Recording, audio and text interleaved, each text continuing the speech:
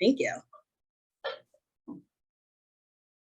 Thank you, Nicole. So I'm Trisha Menke. I'm the Curator of Education at the National Museum of the American Sailor, and our museum is one of the 10 official Department of the Navy museums.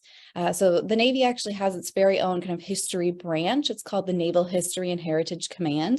And we operate 10 different museums across the country, as well as a collection in the Washington, D.C. area. There's an underwater archaeology branch. There's a library, all sorts of things to really go ahead and take care of all of the history and heritage assets that the Navy has. So our museum specifically focuses in on the experiences of enlisted sailors in the Navy. And the reason why ours does that is that here at Naval Station Great Lakes, which is just about 30 miles north of Chicago, we are actually the home of the Navy's only boot camp. So today, if you're going to join the Navy as an enlisted sailor, you must come to the Chicagoland area and complete basic training here. So that's why our mission focuses in on enlisted sailors. And tonight I'm sharing with you the Inky Sea. So we'll be talking about tattoos and how tattoos came to be part of the Navy's culture, and how sailors were actually, American sailors are the ones who really help make tattooing part of our American culture more generally. So we'll start with the origins of tattoos. We'll talk about how sailors become part of this, this art form. We'll talk about some of the tattoo designs as well. And then I'll finish up by telling you about some of the regulations that the Navy has for tattooing today. I do usually like to start with a quote. I think this is a really great one. This is from a man named Samuel O'Reilly, who you're going to hear more about later on. And he said, "A sailor without a tattoo is like a ship without grog, not seaworthy." So of course, tattoos are much older than the United States military. They go back to ancient times. And even though tattooing, the physical evidence of tattooing is of course in the skin, there are examples of ancient tattoos. Of course, it's primarily going to be in mummified remains, but then also the tattooing tools that were used in those early years have also been discovered by archaeologists and anthropologists. So some of the actual physical remains of tattoos that have been found have been on the bodies of mummified remains, including Otzi, who you may remember as the 5,000-year-old Iceman who was discovered in the Alps in 1991. He was actually covered in 57 different tattoo marks. They're mostly abstract designs, and anthropologists actually think that his tattoos were a form of early acupuncture, just based on where his tattoos are located on his body. Other mummified remains have been found in Egypt and in Syria, which have a more artistic design than what they found in Otzi. These are more like your traditional tattoos that you see today of a particular design, something artistic. And so depending on where you are in the world, you're seeing different sorts of designs for these ancient peoples who are tattooing. And of course, any of these earlier cultures that are tattooing certainly don't have electric tattoo machines like we have today. Instead, they're using what's called the poke and stick technique. You can still find the poke and stick technique in certain parts of the world, but it's not nearly as popular today. And there are a couple of reasons for that. The poke and stick technique can be quite painful. It can also take a much longer period of time to get those designs than what people are using with the tattoo guns. Essentially, poke and stick is where artists have two pieces of wood, one of which has a needle of some kind at the end. It could be bronze needles, bone needles. There have been all sorts of different kinds of materials that have been found. And they're using that little needle, they're putting it in some ink, and they're poking and puncturing the skin up and down, up and down, up and down. And they're doing this at a rhythm of about 90 to 120 pokes per minute. If you can't visualize that, I like to just sing jingle bells. It's like singing jingle bells over and over and over again in order to get that design. So this could take hours, especially when some of these native populations had full body tattoos. So this could be quite the endeavor if you're trying to get one of these poke and stick technique tattoos in the earliest years of tattooing. It's also going to have much different sorts of inks than we have today. Today, inks are created specifically for tattooing. They're created so that they're safe to go into the skin, safe to go into the body. Of course, this is in an era before we have all of that good scientific changes. So they're using whatever sort of natural inks they can find in the world around them. So a lot of soot-based and iron oxides to create black ink, and then very limited colors, often a cinnabar or a cadmium compound to make red, orange, or yellow.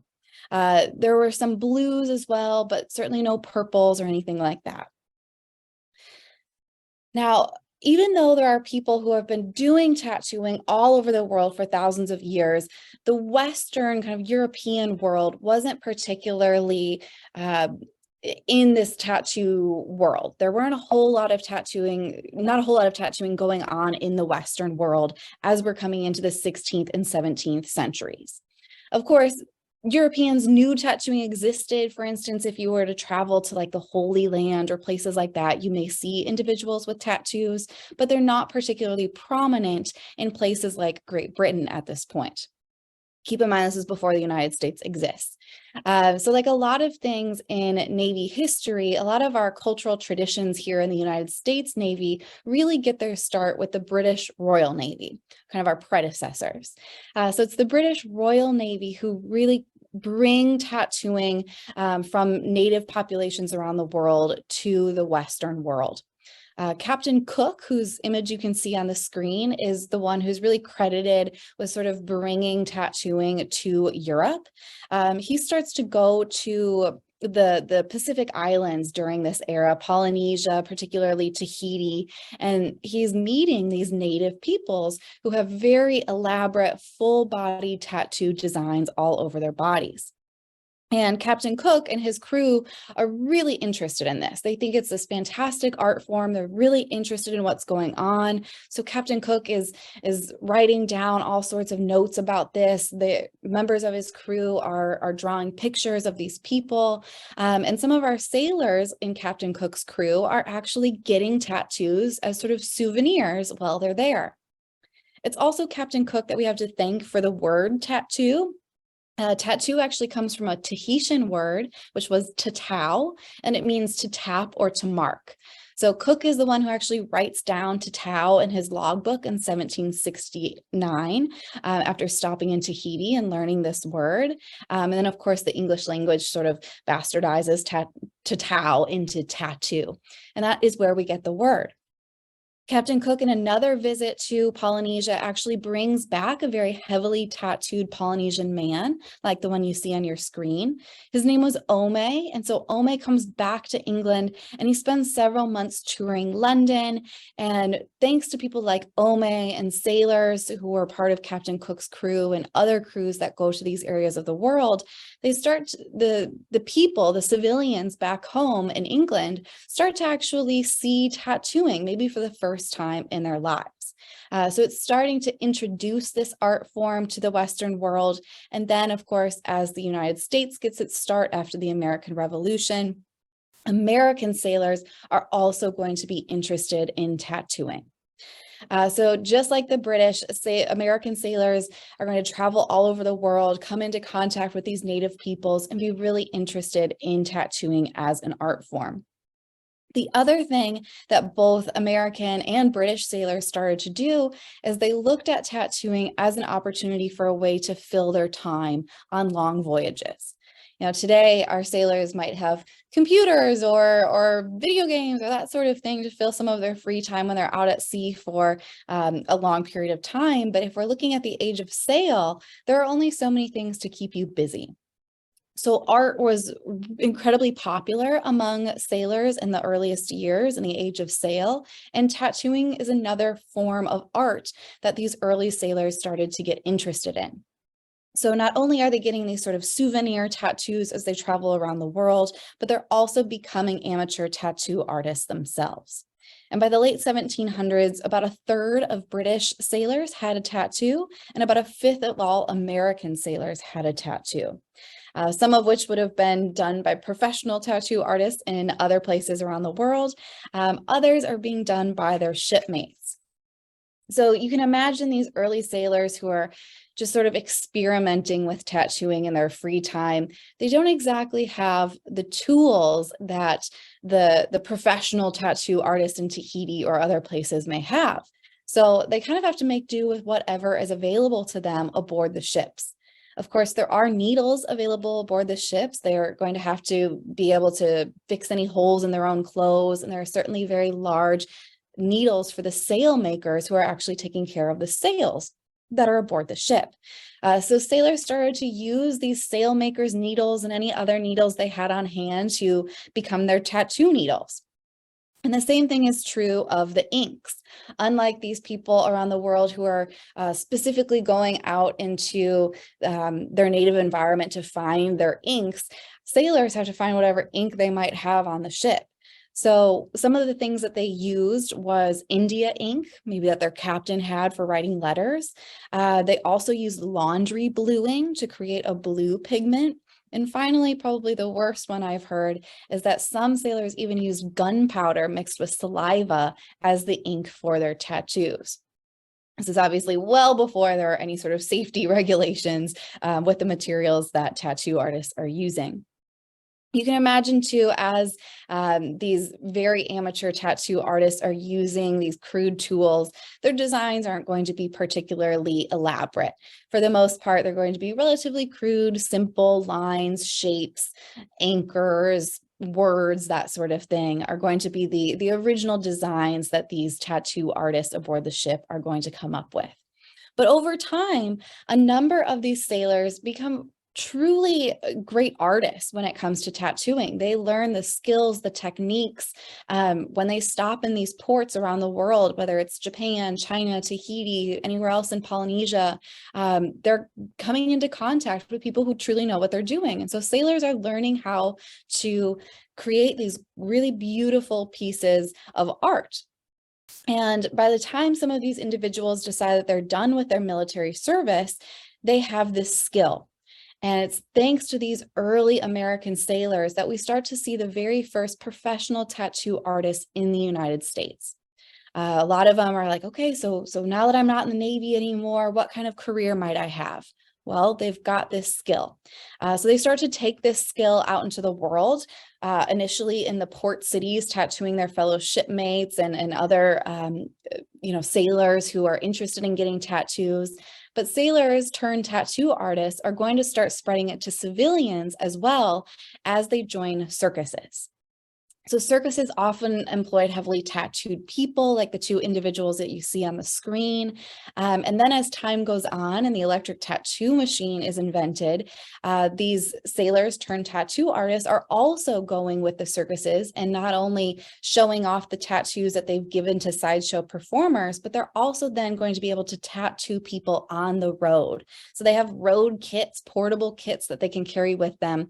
And anybody just visiting the circus could leave with their very own tattoo. The gentleman who you see on the screen, his name is Captain Elvey, and he got all of his tattoos from a gentleman named George Fosdick, who was a former Navy sailor who opened his own tattoo parlor in Portland, Oregon.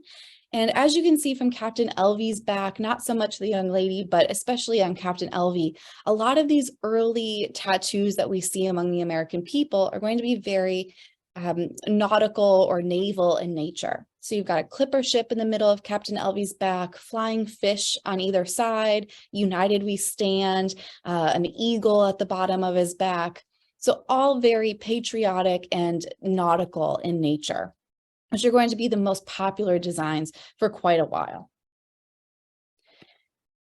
But also as time goes on, these sailors who might travel all around the country with circuses, they're going to start settling down. And so the sailors are the ones who open the very first tattoo shops in the United States. They're primarily going to be in the port cities because initially their primary clientele is still going to be sailors.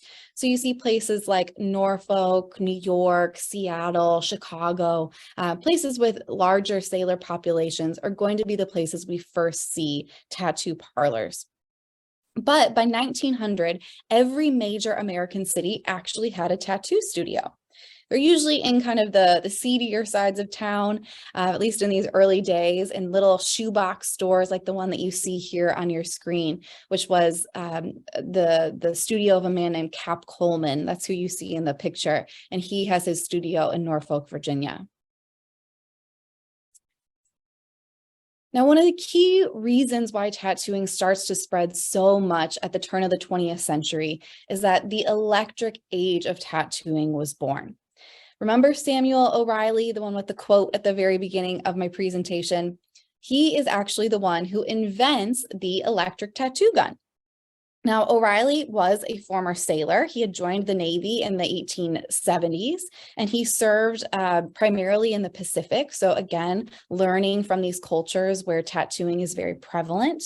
But once he leaves the Navy, he decides that he's going to open a tattoo parlor. So he opens a tattoo parlor in New York City, and then about 10, 15 years later, as we're going through the Industrial Revolution, O'Reilly thinks, there's got to be a way to improve upon tattooing. There's got to be a way to make this faster, to make it less painful, to use the industry and the machinery that's being invented at this time period. There's got to be a way to put this into tattooing. So he works on this, and by 1891, he's going to patent the very first tattoo machine. You can see his original patent there on the screen. It's going to make it a lot easier for people to give tattoos and a lot less painful for people to get tattoos. So not only can these artists be tattooing far more people because the gun makes it easier or faster for them to do so, but there are also more people interested in doing it because it's not quite as painful. Also, it's probably just a novelty thing. Imagine going to a circus in 1905 and there's somebody with this little kit and this interesting little gun who's going to be able to tattoo something into your body. I'm sure some people got it simply for novelty. But as the years go by, people like Samuel O'Reilly are going to continue to make improvements to the profession of tattooing. And throughout the 20th century, tattooing goes from this sort of rudimentary amateur sort of hobby to an actual profession. And people like Sailor Jerry, who you see on the screen, are going to be instrumental in that. If you've heard of Sailor Jerry before, perhaps it's because you've enjoyed the brand of rum that's named after him. But Sailor Jerry was actually a real person whose name was originally Norman Collins, who was, again, a former sailor. He joins the Navy in 1928, and he serves primarily in the Pacific, where he's going to really hone his artistic style. He's going to learn from experts in tattooing, and he's going to come up with a really unique style. Now, Sailor Jerry is somebody who actually knew a little bit about tattooing before he joined the Navy. He had had sort of a rough upbringing. He sort of rode the rails as a youth. So he had some knowledge of it before joining the Navy. But it was when he was in the Navy and traveling to places like Japan and China that he started to become more interested in it, especially as an art form. And so by the time he leaves Navy service in the 1930s, he is one of these premier artist. He has his own style. He's sort of married all sorts of influences between these Asian influences that he learned when he was in the Navy to European influences and something very distinctly his own, to come up with his very own style. And to this day, Sailor Jerry tattoos are some of the most renowned tattoos. Some of his designs people still like to get, even though, of course, he's no longer with us. But his style is something very distinctive. And for people who are interested in tattoo history, it is kind of the creme de la creme of at least American tattooing. And so Sailor Jerry opens his very own tattoo shop, just like people before him, like Cap Coleman, and he opens his in Honolulu, Hawaii, which was very good timing for him because not long after he opens his shop, World War II breaks out. And of course, with all of the sailors coming through Pearl Harbor, Sailor Jerry has a very large influx of customers who are going to be interested in his work. So his tattoos are seen on the bodies of hundreds, probably thousands of sailors and other military personnel from World War II. He's got really just a constant flow of people coming through his parlor. And like I said, there's still some of the most distinctive ones. I actually gave this program a couple of years ago now, probably, and I had somebody in the audience and they raised their hand and they said, my uncle had a Sailor Jerry tattoo. Like that's how well known they are, is that if you got a Sailor Jerry tattoo, it's not just that you have a tattoo, it's a Sailor Jerry tattoo. And not only was he a great artist on his own, but he also is somebody who was really pushing for the professionalization of tattooing. So of course, in the early 20th century and even before that, there weren't safety regulations, there weren't any sort of they may have been sharing needles. They maybe weren't the cleanest instruments that they were using. So people like Sailor Jerry are going to really push for safety standards to be implemented in the profession. He's also the person that we have to thank for developing purple ink. So if you've got any purple in a tattoo of yours, you have Sailor Jerry to thank for it. And he was also well known for the kinds of designs, not just in his style, but also being somebody who loved naval tattoos and always wanted to make sure that he was representing the Navy the best that he could in his work. And that brings me to some of the actual designs. I'm going to focus in on the designs that are most popular among sailors. Obviously, as tattooing has become a mainstream thing and civilians get tattoos, you can really get anything your heart desires. But sailors have a lot of the same designs that they've always been interested in. And we see this from the very beginning of the American Navy to today, that you might see some of the exact same designs over and over again as part of the sailor tradition. Some of those things are popular no matter the era, like flags and ships and anchors and all that good stuff. But if we look specifically at different eras, we can see how some of the meaning and some of the thought behind these designs changes a little bit as time moves on. So starting with the Civil War, tattoos for both sailors and soldiers during the Civil War were primarily commemorating actual events. So into particular battles, maybe a Battle of Gettysburg, or for sailors, things like the Battle of Hampton Roads, that very first ironclad battle, are some of the instances that sailors are commemorating in their tattoos. They're also going to be more realistic in nature. You can see that in the images here, that you have very realistic designs on the earlier eras.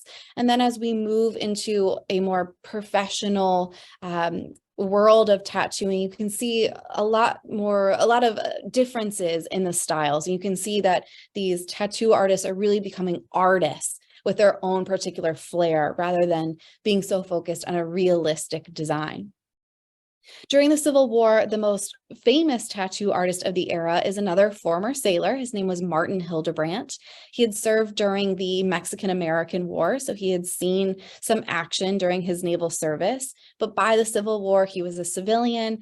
And one thing that I find really interesting about Martin Hildebrandt during the war is that he was welcomed into both Union and Confederate camps and Union and Confederate ships. So it doesn't really matter what battle you're in, you can see people with Martin Hildebrandt tattoos on either side of the conflict. He's another one of these who's going to open some of the early tattoo studios. After the Civil War, he opens a tattoo parlor in New York City. So among some of the earliest tattoo parlors is Martin Hildebrandt. Moving into the Spanish-American War, still pretty similar, still more realistic looking tattoos, and also commemorating events more so than people or things that are a little bit more personal, like we'll see later on. The Spanish-American War really breaks out because of the explosion of the USS Maine. And so a lot of sailors in particular rush out to get "Remember the Maine" tattooed on their bodies as kind of a call to arms and a reason why they are fighting in this war. Of course, patriotic tattoos are going to be extremely popular for this war, just like they are any others. You always see eagles and American flags and United States Navy and all those sorts of patriotic designs that you see no matter what the era is. Moving into World War I, they start to show individual things in their tattoos. Rather than always commemorating a battle or a major event, we start to see sailors who are getting designs that reflect them as individuals a bit more. So of course, still more of the patriotic stuff, but we're also seeing things that are kind of sentimental in nature, things that might remind them of home, or people that are close to them. Cap Coleman, who I mentioned earlier, whose photograph you saw, is one of the most popular tattoo artists of this era, who of course are going to be opening these new shops. And Norfolk, Virginia is going to be one of the places where we really see tons and tons of tattoo parlors opening up around this World War I era, and getting lots and lots of sailors coming through getting their tattoos. As we move into World War II, tattoos are here to stay, for sure. American sailors have gone headfirst into tattoos, so much so that about 65% of all World War II sailors had tattoos. Some of them may have gotten them before they joined, but most often it's during their service that they're getting tattoos, either to commemorate their service in general, commemorate shipmates or family members or friends who may have died during the war. It's very much an era where our sailors are rushing out to get tattoos as part of their naval service during the war. It was also an era where getting a tattoo was relatively easy. We had shops all over the country, all over the world, where sailors could get tattoos, and they were quite a bit cheaper then than they are today. You could actually get a simple tattoo for as little as $3, which would be absolutely unheard of today. And so all of these sailors are rushing out to these tattoo shops, whether they're finishing boot camp here in Great Lakes and going off to celebrate with a tattoo, or when they're in Pearl Harbor stopping in Sailor Jerry's shop. A lot of them are going in to get some sort of tattoo to remember their service. Like I said before, this is an era where they're going to maybe break away a little bit from highlighting events and instead start highlighting more people. So you see a lot more individual sailors, soldiers too, who are getting names of sweethearts or names of loved ones who have perished, or something that's a little bit more individual to them than some of these earlier designs. Another pretty popular design during World War II were, of course, pinup girls. Pinup girls are popular during this era, whether they're in picture form or tattoo form. And they're actually so popular that the Navy had to kind of revive a 1909 rule against obscene, indecent, or nude tattoos, because there were so many people who were trying to join the Navy with these scantily clad women on their bodies. So tattoo artists actually had to end up covering a lot of these pinup girls with flags or leis or anything like that, so that our new sailors could get around this rule. Sailors also have individual designs that we see time and time again. I see these anchors and ships and dragons and so on and so forth, both historically, if I'm looking back the last 100+ years of sailors, and today as I see new recruits walking in after completing their basic training here. So I'm going to go through some of the most popular sailor designs. A lot of them are pretty obvious about what they mean. A lot of them are going to be just representations of being in the Navy, but there are also some sort of hidden meanings in there as well. For instance, anchors, of course, a very obvious reference to being a sailor, can represent stability at sea. But in the 19th century, some sailors considered anchors to be a symbol of crossing the Atlantic Ocean. Dragons are another similar one. Dragons are very popular for sailors who might serve in the Pacific, going to places like China and Japan, where those cultures consider dragons to be representative of good luck or strength. But a golden dragon during the 19th century specifically usually indicated a sailor had crossed the international date line. Sailing ships, another one, another very obvious reference to kind of the long history of the sailing tradition, the age of sail, the earliest years of the Navy, but it can also represent achievements. For instance, a fully rigged ship can represent a sailor who's gone around Cape Horn. Nautical stars and compass roses are other ones that we see a lot. Of course, they're meant to keep sailors on course. And then vocational emblems are another big one that we see sailors getting. One of the things that I like about the vocational emblems is that it's not just saying, oh, I have an anchor because I'm in the Navy. No, vocational emblems give them a chance to focus in on something more specific to their naval service. For instance, their rate, which is the fancy word we use for job in the Navy, or maybe the ship they're a part of, or maybe an individual community that they're a part of. Hold fast is very popular. You see sailors get hold fast, each letter of those words on their knuckles. And hold fast is usually for bosun's mates, who are people who are used to working with rigging or with the line. And hold fast is a reminder to hold tight to that rigging. So you can see some of these designs are giving sailors a chance to show a little bit of their individualism within the Navy, which I think is so important because sailors, anybody in the military, they're all going to be wearing the same uniform. They're all talking the same way. They're all walking the same way. It's very much not an individual sort of group to be a part of, but tattoos give them an opportunity to show some of their individual traits. Now, I know I skipped over the pig and the chicken, and that's because it's my favorite one. So I like to finish with this one. The pig and the chicken, or a rooster, I always think are really strange for sailors. Why are sailors getting farm animals? You would expect them to get sharks or whales or something like that. I know you have the answer there on the screen, but I'll give you the longer story of this. In the age of sail, before refrigeration, our ships had to bring farm animals because if you wanted fresh meat or eggs or things like that, you had to bring those animals with you because there's no way to keep them aboard the ship for months at a time if you have meat or anything like that. So there are a number of farm animals who are aboard these ships and they're kept in wooden crates on the decks.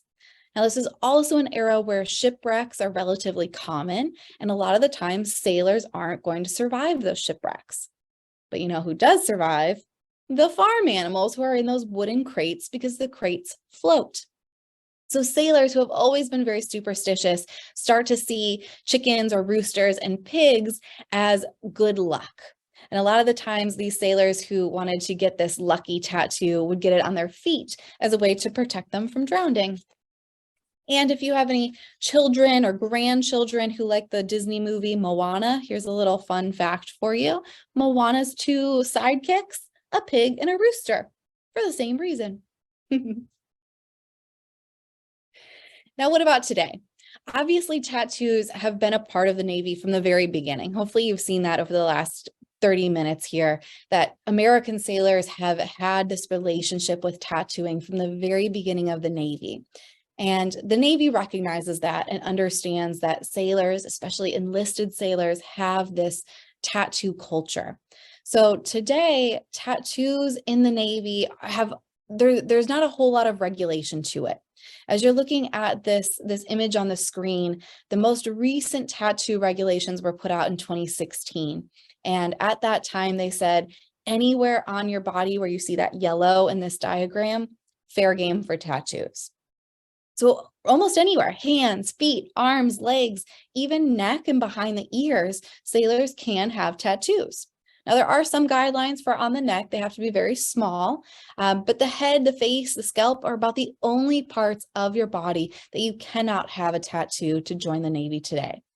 And that's probably a good move because about 40% of new recruits actually have tattoos before they join the Navy. So tattoos are as popular as they've ever been, not just with the military, but also with civilians. And we really have sailors to thank for making tattoos such a commonplace part of American culture. If it wasn't for all of these sailors traveling around the world, coming into contact with Native populations who had tattooing as part of their culture, if our sailors hadn't discovered that and started to bring it into their sailor culture, if they hadn't started practicing and filling their time with creating tattoos of their own, we might not have tattoos as such a prevalent part of our American culture. And like I said before, one of the things that I like so much about it is it gives sailors an opportunity to show their individualism. It gives them a chance to show things that they care about things that are important to them, whether it's their Navy service, their job in the Navy, an individual that they care for. It does give them an opportunity to write that on their body and keep it there forever. So that is where I will close. I know I talked a little bit quickly there, so feel free to think about any questions. While you're thinking of questions, I'll give you a little bit more information about our museum. I know you guys are far away from us here, but if you're ever out in the Chicagoland area, I encourage you to come out and visit us. All of the Navy History and Heritage Command museums are completely free of charge because we're federal institutions. So you're always welcome to go and visit the Navy museums. The closest to you all is maybe Washington, D.C. There's the National Navy Museum is there. There's also one in Connecticut. Trying to think of where else out there. But most of them are actually on the East Coast. So you guys are probably closer to them than a lot of the people I talked to here. If you want to see what our museum is doing, you can always check us out online too. We're pretty active on social media. So if you want to check out some things, we also have a blog. If you're ever looking for just sort of fun sailor history, that's where we put a lot of this more fun content. So be sure to check all of that out. I'm going to stop sharing my screen in case you all want to ask some questions. Maybe turn your cameras off, unmute yourself if you've got any questions, or like Nicole said, feel free to use the chat there and we can do it that way as well. So that was a wonderful presentation. Thank you. So my question, and you might have said this, but I'm a little distracted. So the modern Navy, their tattoo regulations seem pretty open. How does that compare to the other branches of military? Yeah, good question. The Navy is the most open. So the Navy is the one where you can basically have tattoos in almost any part of your body. Army and I believe Marines are about the same.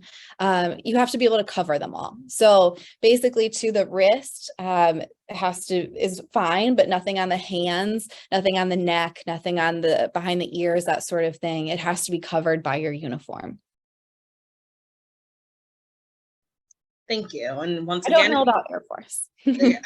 And if you have any questions, like I said, you can put it in the chat or you can unmute yourself. I really enjoyed the portion that you included about the indigenous populations from around the world, that background of it. I knew some of it, but like going in depth. Are there any prohibited tattoos? That is a good point. Yes. So there are some restrictions on that too. Basically, it can't be anything offensive or obscene.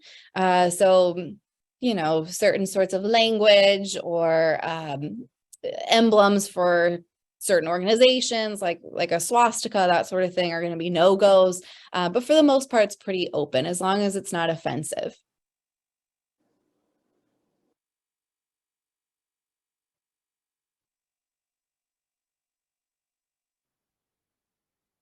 Any other questions? Doesn't have to be about tattoos. If you've got questions about Navy history, Naval Station Great Lakes, I can answer those too.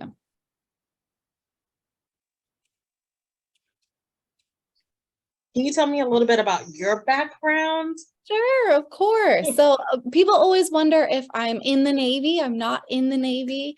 All of the employees here at the museum are civilian employees. So while we work for the Navy, we're not in the Navy. One of our staff members is a veteran, but that's not required to work here. So my background is as a historian and as a museum professional.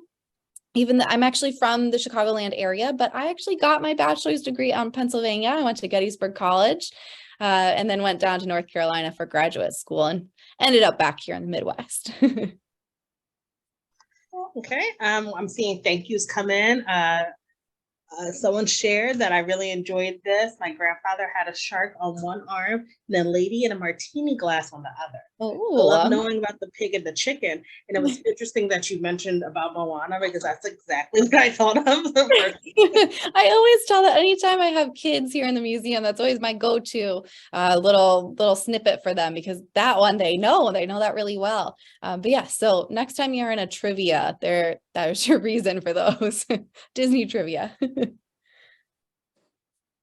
Well, thank you all so much for having me. Thank you for taking time out of your evening to spend time with me and to hear about some sailor history and culture. I really appreciate it. Thank you. Yes, it was very interesting. And I know we are in a different time zone, so it always scares me. They're like, are we going to get it right? So I'm glad we did and really appreciate it. Everyone else, I am going to send this recording out once I have it all up. And you'll have access to it for a couple of weeks. And thank you so much. Oh, a fellow Gettysburg alum. Hello, fellow Bullet. Well, thank you, Nicole. Thank you for having me. You guys all have a great rest of your evening.